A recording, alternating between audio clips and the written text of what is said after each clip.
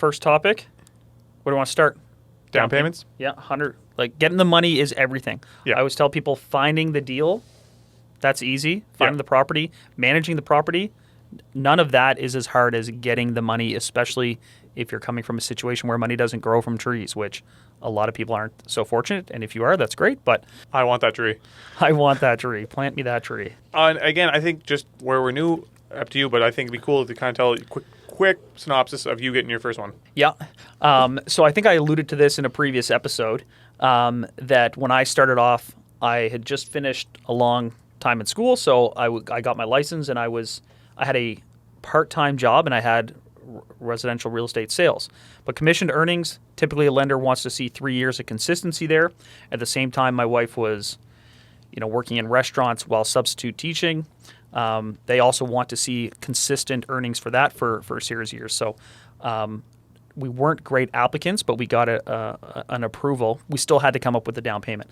So for us, it was RRSPs and taking out all of the money that I had previously put into the stock market, which wasn't a lot, but we were piecemealing it together. And RRSPs, because of the first-time home buyer program, is something that, if you can strategize with it in advance, can be pretty valuable because you can take that money out. Did you ever do that, RRSPs? No? I never used RRSPs. No. I went to the cash basis way.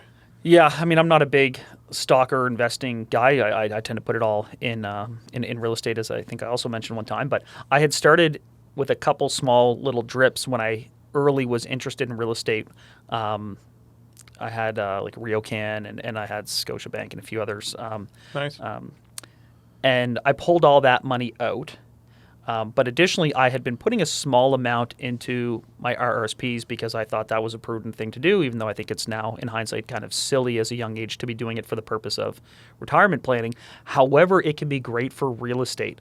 The reason being, as I mentioned, you can take that money out tax-free and put it towards the down payment of your house and then pay it back over time. And if you notice at the bottom of your notice of assessment, there is a line that says allowable RRSP contribution. And if you're a young person who has not made contributions to that, even though you're not earning a lot of money, that allowable amount is accruing over time. And I asked my financial planner at the time, I said, what is this? And they said, well, that means you could put more RRSPs in there. I said, well, it's too bad I don't have any money to put into them. They said, well, you can get an RRSP loan. So I went out and I got a loan to put more money into the RRSP plan. And the logic behind them is that, we talked about snowballing things and getting things to grow. The more money you can put in earlier, the quicker it'll start growing. So you can get these loans to put in your RRSPs so that they're worth more down the road. But that ended up coming back around for me quite well because I was able to take that money out later when I wanted to buy my first property. So it was kind of scratching it together from some savings, taking some things out of the market, and an RRSP loan that kind of helped me get my first place, which was 5% down. That's a neat way of doing it. And I think a lot of people do the RRSP. It makes a lot of sense, right? Because you basically save the tax all the way through. Yeah, and if you're working especially in the public sector, there's probably some sort of RRSP matching program with your employer. So you put in $100, they put in $100. If you do that every pay for a long period of time, it helps. It's forced savings. It's not too bad. Yeah. And 5% is not the end of the world.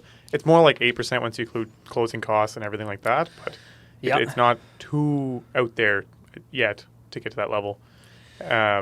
On my end, it was a little bit different because I went before I even had an income, a formalized income. So I had like side hustle businesses and things like that. So I was putting together a little bit of cash, but I didn't have a formalized, like stabilized anything where it was like every 2 weeks that I got any sort of amount of money. So obviously a bank's going to laugh me out the door. So I actually partnered with two other fellows and they had incomes. And so we split the down payment. So we're actually able to do 20% down on our first place. And we used their income to qualify it to make the purchase. So I didn't get to use any of the programs. And in hindsight, I look back because there's even the down payment program here where they'll pitch in you 5%. Yeah. Which I wish I didn't even know about it when I was buying. Yeah, I mean, that didn't exist when I was purchasing. Now, I just missed the window of zero money down. You want to talk about like the good old days. There was a period where you could get in with zero money down and a 40-year amortization. It's just not the case anymore.